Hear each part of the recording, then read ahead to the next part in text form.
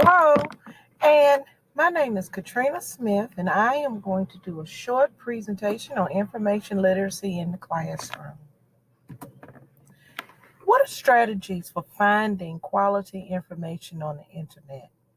One of the strategies that I like is modeling. This is particularly useful for the lower grades, primary grades K through 2, in which the teacher shows students how to find information.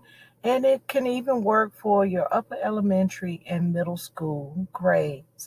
Mind maps can also help students find quality information, finding the information that they are going to need. Searching as a question, being able to go and ask a question to a search engine instead of typing 2 or 3 words will more likely yield better results. Understanding the timeliness of websites and authors. Is that website up to date? Does that website have an author or an organization? And the last thing is the domains.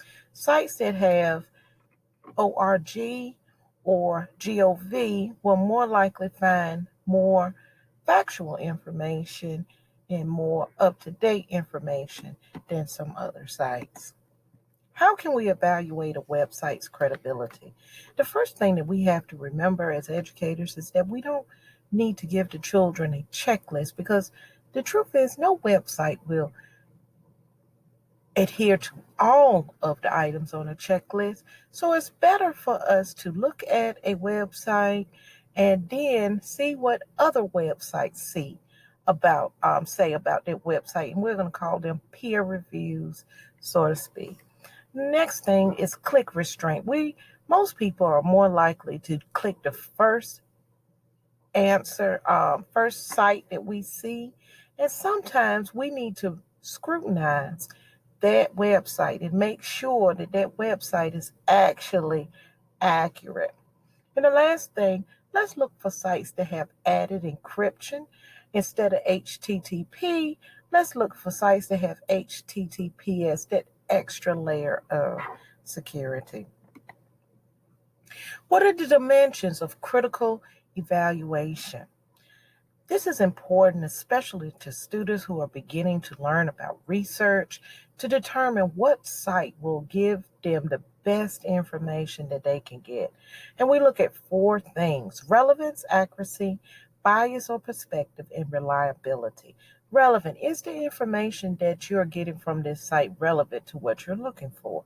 Accuracy: can I take another site and get this same information? Bias or perspective: does the person who has this website, are they trying to persuade you about something, or is the information reliable? Which is the last one. Is the information reliable, and can you stand this website against the test of time? The last thing is about following copyright and fair use laws. And there's 4 parts that we need to look at when we as educators are trying to use information for our own purposes. And so there are 4 parts: purpose, nature, effect, and amount. Purpose: is it for education? Well, a lot of us think that just because something is for education, that it will automatically be okay, and that is not always so. Does it offer something different from the original? The best rule of thumb to think about is, if you're not sure, credit the source. Nature: is it out of print? Is it published? Is it factual?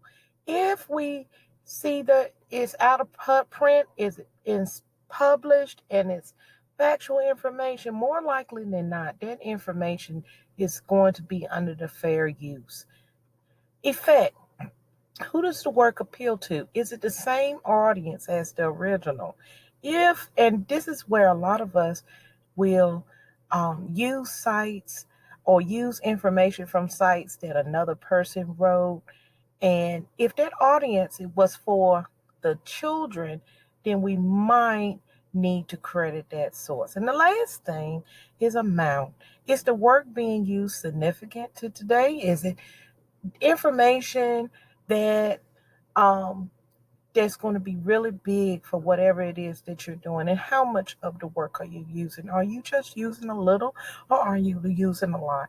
Those are just some considerations when we are using information from different sites. And some of the references that I used was a peer-reviewed article, Why We Need a New Approach to Teaching Digital Literacy. I got information from the Copyright Office. I got another peer-reviewed article, Teaching Adolescents How to Evaluate the Quality of Online Information. Education World, Is Fair Use a License to Steal? And last, Promoting Responsible and Ethical Digital Citizens. Thank you for attending my video.